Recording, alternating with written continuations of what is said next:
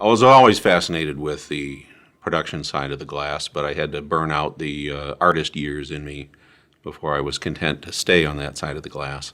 But I've always had the technical bent in terms of the curiosity and the scientific quest for how can this be better.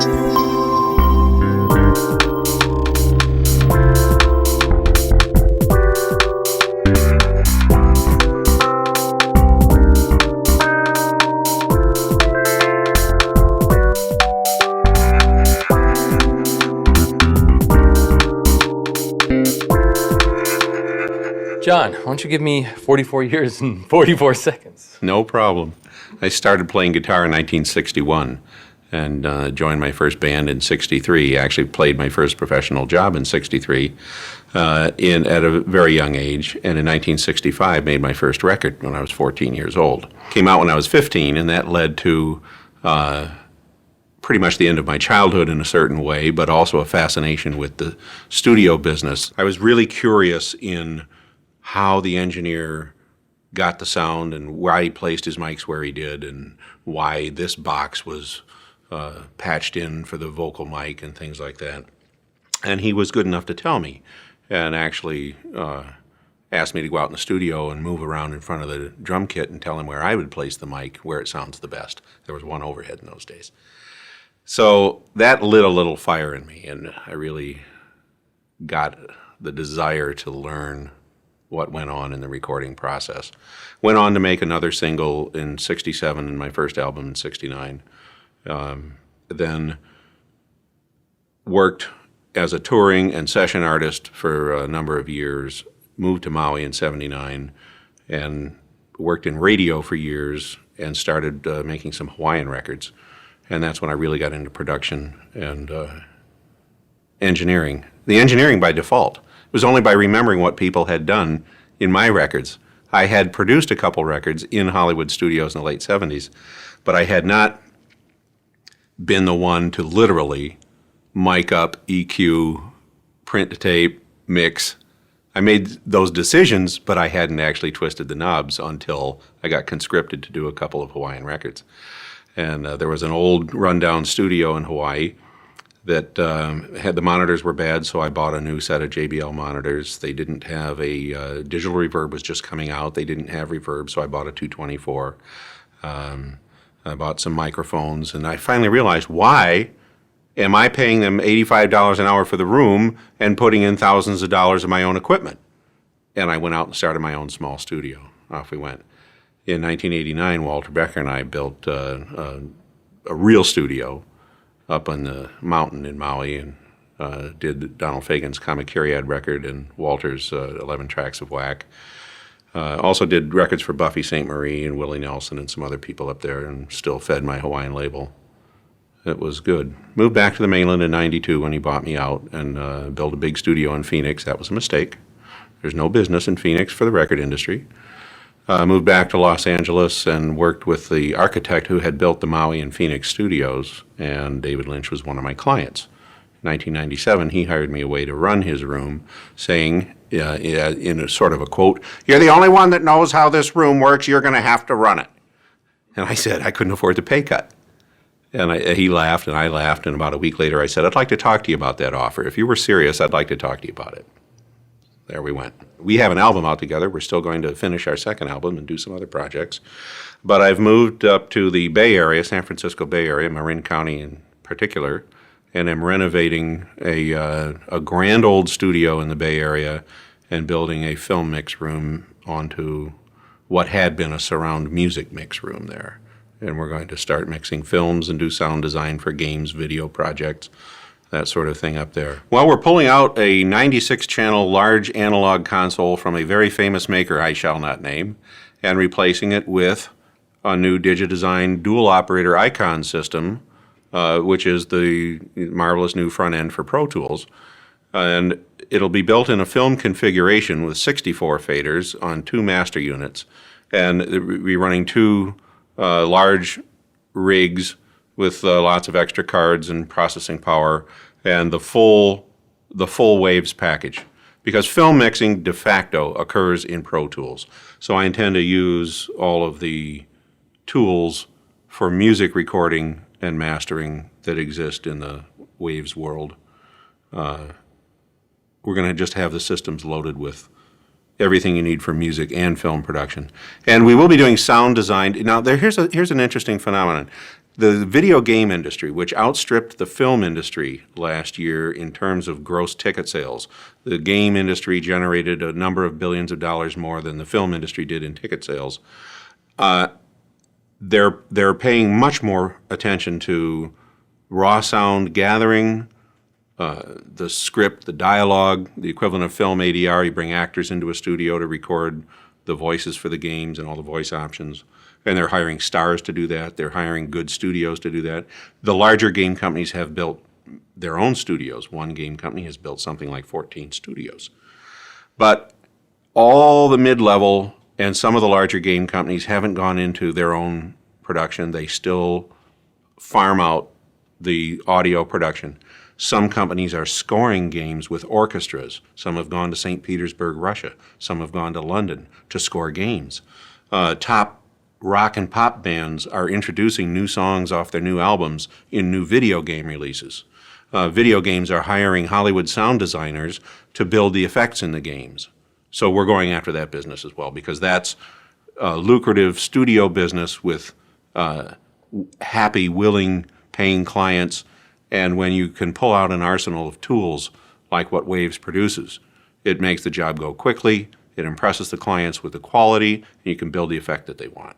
I plan on implementing the 360 bundle and all the wonderful Waves plugins, which are to me the only ones that really sound like a piece of hardware. We still will have the racks of vintage outboard gear that they have if somebody wants to plug in a classic equalizer, but now Waves also has an answer for that, in which you can incorporate it in a resettable, recallable manner within Pro Tools.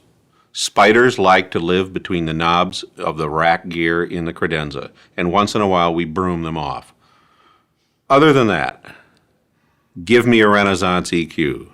Give me an IR reverb. It's not only is it recallable, resettable, and fully programmable and automatable, but they sound so good. I have used someone's famous box for mastering in stereo, but in the 5.1 realm, I intend to use the Ultra Maximizer, I guess it would be, the L3. It's the new L3 Ultra Maximizer, multi-band compressor limiter. I like to keep it all within the session now because you can have picture changes right up until the last day. You can have foreign dub element changes where you've got to pull out walla or crowd noise, ambient production effects that might have identifiable words in a certain language that the foreign dubbers need to get rid of. So you often have to go back into your stems and remove elements and set them out on the side. And if your final print mastering tools and mastering tools and your bus compressors and all that are plugins, you don't have to worry about printing it, reprinting your stems, and not being able to have the same sound as your original mix. So keeping all of the level, tone affecting parameters and effects within the software recallable realm is much, much safer. In late 97, we did an album, and it went into the spring of 98. We did an album for a British singer named Jocelyn Montgomery, wherein she had interpreted the music of an 11th century Catholic nun who was a mystic, Hildegard von Bingen, and David and I produced music tracks and underlying sound effects in a very cinematic manner, using some instruments, using some sound effects, and in many songs, combinations of both, and in some things, tuning things in the real world, like a finger rimming a crystal bowl, repitching it into notes, and pitching different notes on different tracks, and then playing the notes on faders on the console to change the key, the chord accompaniment along with the singer, things like that. But one of the songs, David had picked up this guitar that was tuned down to C sharp or something like that and tuned in an open tuning, and it had one of those modern, real dive bomb tremolos. And we started with this ocean noise and something else, and he hits this chord. He had it on his lap, and he sort of slapped the neck on a very high gain, distorted, big, deep sound, and took that bar and just went boo, and just got this guitar down in the mud, just bubbling, and then would bring it up to where it was just riding pitch with her voice, and she'd change the note, and he'd go find the new one. And he's got this mean, growling, distorted guitar that's not being fretted or fingered, just he's going after it with this whammy bar. It was an amazing effect, and it's the opening song on the album, if anybody wants to pick it up. It's called Lux Vivens. But when that was over, he wanted to experiment more with that. And he drew a design of a very asymmetrical diamond-shaped guitar with a big cutout, and he wanted 4 pickups on it and a sustainer circuit on it and all the switches for phase and coil tap and all this other stuff. And I had lent him an old 1971 Ampeg stack, really loud tube amplifier with 2 cabinets that he was sort of developing this huge sound with. And he said, let's start making some rhythm tracks with machine noises. And so we had samples of these big electrical arcs and generators from the Berkeley lab, and that he and Alan Splett had recorded years before. So we made a rhythmic pattern out of sparks and zaps and cracks, and then a metal stamping machine, like an 80-ton metal press as the kick drum, and a printing press as the hi-hat. And then all these sparks, and we had so much fun doing that. And there were no words or anything at first. We just cut some rhythm tracks. And then he said, I've got these samples of some mining equipment. Let's do it again. So we made a percussion track out of mining equipment and other factory equipment, and just played. We'd put it up on the screen sound really loud, and I'd plug in a guitar, and he'd plug in a guitar, and we'd play live to it, and just sort of make it up as we went along, edit out the clams, and build up chord changes and things like that, and then say, wow, that sounds like it could be a song. When we had 4 of these tracks done, he says, it looks like we've got an album coming up here. And he went downstairs and got this box of old poems and lyrics he had written on a manual typewriter, like an old Smith Corona with the ribbon, weak ink ribbon letters. And on one of them, I think it was Pink Western Range, he handed me the lyrics to 2 different poems, very disjunct, sentence length different, word meter length totally different. And he said, pick a line from each one, go on in and sing it. And I said, what? And so here's words I've never seen to 2 separate works, go in and sing it. I don't have any melody in my mind. I'd never seen these words before. But he got on the intercom and started directing me through it. But then he pulled out my live voice, and all I had was delays. And it made me stutter and fall in and out of time, and he loved that effect. So for the next 3 or 4 songs, I never got any live feed in the headphones, only delays, multiple delays, panning delays. And it would screw me up so much, and he'd just keep coaching me through it. And then in my mind, I started learning where I had to sing it to try and bring it back into time, and that led to some more weird syncopation things. And he just loved it, and we started building up this album of what we called factory rock sort of thing. And one Paris reviewer, when it came out, dubbed it industrial blues, and we really liked that name. The guitar he designed, when we wanted to change keys, we'd have to stop. We'd do a section for a certain amount of time, and when he'd want to change keys, we'd stop. I would reset up the guitar with the locking tuning and all that, and stabilize it, wang the bar a few times until, it would come back and maintain that chord. And then we'd record the next section. And then, we need a minor chord in here. Stop, unlock, retune. Oh. There was a company in Colorado that was making a motorized tuning system. It was capable of doing some 240,000 tunings, and you could store 256 in a computer on the guitar, and it physically changed the tuning. So we had my Telecaster installed with that system, and thinking that might work for David, so that he could then step through the changes, and it would physically retune the guitar, and we could do some live key change, or even some live performance type things. Well, they couldn't build it with a whammy bar. And that was his whole key. So we did try it on a couple of things where we just used it for chord changes, but he still said there has to be another way. And eventually we found a guitar MIDI device that allowed you to retune individual strings in a chord tuning and program it. So then we essentially set him up with a MIDI guitar and a simulation rig that allowed these retunings, and he could then step with pedals, step through tunings, and have the tuning displayed on the device. And then that got us into a whole new world of things. And about the second half of the record is with that device. And the big dark orchestral sounds on that record are an old MIDI guitar rig of mine. I've got an old Martin electric guitar, solid body Martin. They only made them for a few years, but it's a really hot rod custom guitar.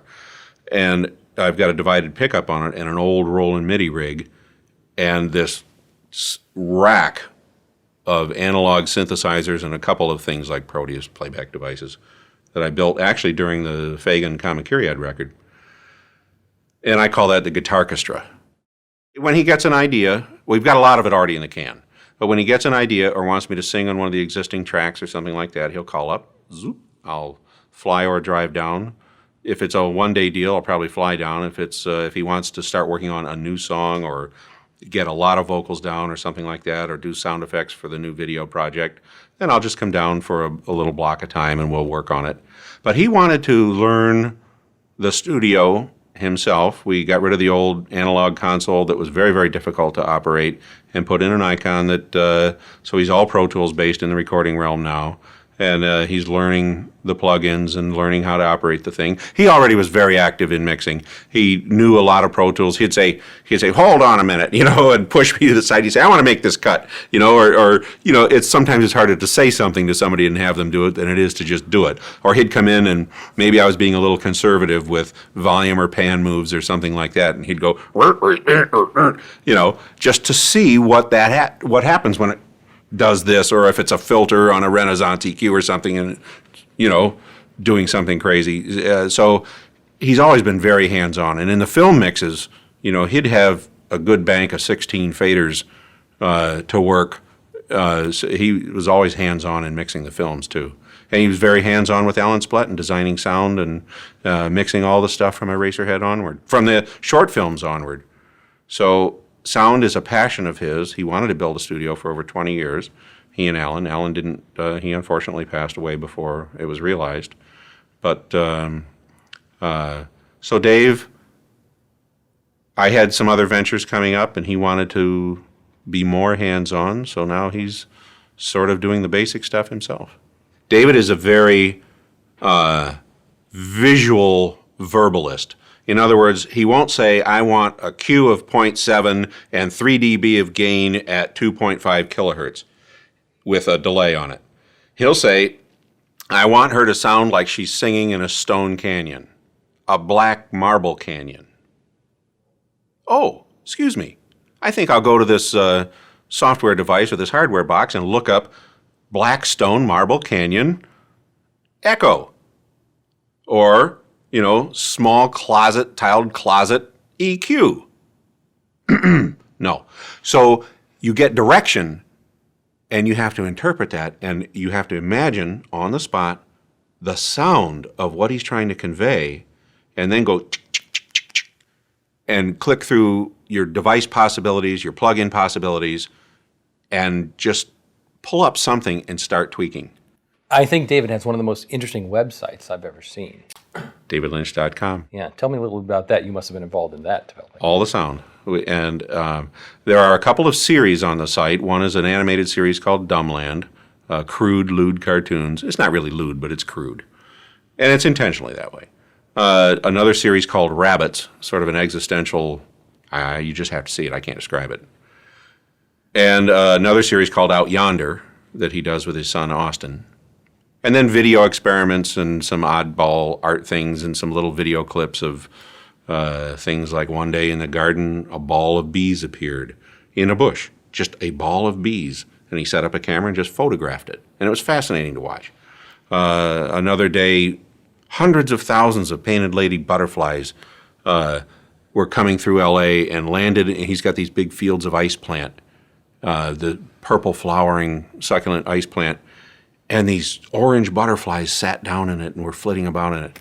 He set up a couple cameras and shot it, and then we would come up with some little musical pieces. We'd go back, and he'd be on one keyboard and I'd be on another, and we'd just play off of each other and do these little moody soundtrack type of things, and maybe put a wind in with it or something like that, and then make a soundtrack to these video experiments and put it up on the website. He just wanted a vehicle in which anything that struck his fancy, like, or any accidental occurrence like that, he could just grab it, do something with it sound-wise, edit something together that created a mood pieces, little mood pieces, and put it up on the site. It's a subscription site because he took no advertising and funded the whole thing out of his pocket, built the whole site without ever having seen. He didn't want to see other websites. He didn't want to see what was out there. He wanted to just build this thing in his mind with a switchboard, like going inside an idea factory. He is a big experimenter, and I love that about him. This was the thing to come out of the Steely Dan school of slicing finer hairs and spending months on a vocal, or a month on a vocal, say, to doing an entire song with the vocal before lunch. Wow. And just going down an avenue because let's see where it leads us. His theory is act and react. Do something. If you've got an idea, a seed of an idea, do it. And then when you hear it, see it, in the case of his painting or his filmmaking, once you've done something, then that tells you what it wants to be next, and you build from there. So you start working a thing that you've built, and you react to it, and build more. And he goes like that. I have 2 albums currently in production, and have been for about a year. It's been stalled by the move and by some of these other things. But one is called the Electric Blues Band 2. I did the original Electric Blues Band album in 1969, and so 34 years later decided to do another one. What intervened? Well, life intervened. And then I got this weird idea a few months ago. I just woke up one morning, and I always keep a studio set up in the house, drums, keyboards, guitar amps. I got a B3 in the living room. You know, you got to have an organ in the living room. You know, as my fiance says, if it doesn't make sound, it's out of here, as far as furniture goes. So I woke up one morning with this weird, surfy kind of thing in my head, but very modern and very aggressive, using new sounds and big drums, you know, not garage band surf stuff, but that kind of feel. And in the course of a day, I went in, turned on the rig. I always keep the drums mic'd. And I play at the drums. I am not a drummer, but I play at the drums. You know, like Dave is not a drummer. He plays at the drums, and, you know, Pro Tools lets us fix it. But, so I cut this drum track, and then a bass track on it, and then like a distorted guitar doubling of the bass, and then this real Leslie, guitar and a Leslie chord wash thing, and then I had this lead idea and some sound effects, and pretty soon it was dark. And I'd gotten up early in the morning. I cut this whole song in one day, and I listened to it for a few days, and we both said, Terry and I said, you know, it sounds like futuristic surf music. I said, that's it, space surfing. So I've got this thing about 2/3 done. It's like a modern retro big surf record. I don't know what you call it. It's space surfing as a temporary title.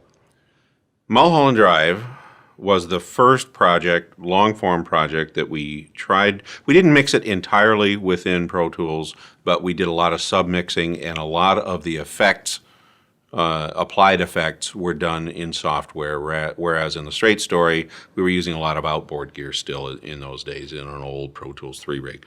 But by the time Mulholland Drive was being mixed as a feature, we had newer Pro Tools 5.0 systems and later 5.1, a new array of Waves plugins, and we were really becoming happy with the software emulation of hardware functions.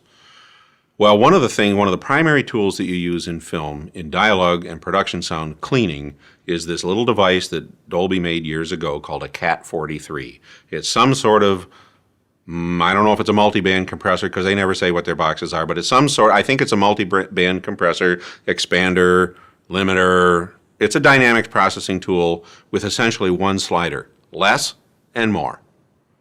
And when you kick it up toward more, background noise goes away. How does this thing work? It's an analog device. If you want to use it on a film mix today that's in Pro Tools, you've got to plug in inserts and deal with latency issues until the most recent iterations. But in 2001, that's the way it was. I was looking for a way to do a digital Cat 43, and nothing existed. And I heard about the C4 multiband compressor. And I read about that, and I said, I think that what this does is what that Dolby device does. I think this will work. So we got a C4 and experimented with it. And sure enough, all the dialogue was processed with the C4, and we built templates for different characters' voices and different locations because background noises, generator noise, whatever, traffic, things like that were different cut to cut. So you have to build a bunch of presets so that when a scene cuts, your background noise sounds the same even though you've got a hard cut here. And we could automate that. That was so beautiful. It used to be you'd have to grab for the lever and hope that, if you missed it, go back, roll back. And if it was film, it was roll, park, punch, speed, try it again. Whereas with Pro Tools and Waves, you go to the frame line and you go, this is this preset, this is this preset, it occurs in this amount of time, boom. It rolls by. You don't hear. The scene changes. It might have been shot on different days in different locations. The background noise sounds the same. It was stunning. That's been my vocal processor ever since. One of the things that is the unspoken beauty of Waves products, from version 2.8, I think, was my first experience with it, to now version 5, you never have to learn a new plugin, even if the de-esser has gone from, the straight de-esser to the Renaissance and all these other things. The interface to the user remains the same. As soon as you get a new Waves plugin, you know exactly what it is. You know exactly how to operate it. You experiment to find out how good it is and what it does on the program material you're dealing with it on. But you never open up a Waves plugin and go, how does this thing work? Because you know. The consistency of the interface from day one through today hasn't changed. It's incredible. Here's another thing that has been very important to me with Waves is that if I have to instantiate an EQ, a dynamics device, and a reverb on a scene or on a cue or on a character, say they're walking down out of a hallway, and I've got to increase the reverb as they go, deaden it a little bit in terms of the high frequencies, because if you listen to somebody walking away from you, it's they get a little more as they go. And you have to deal with the volume and perhaps introduce a little flutter as they walk down a hallway or something like that. With Waves, you can just draw it with, the virtual faders on the plugin.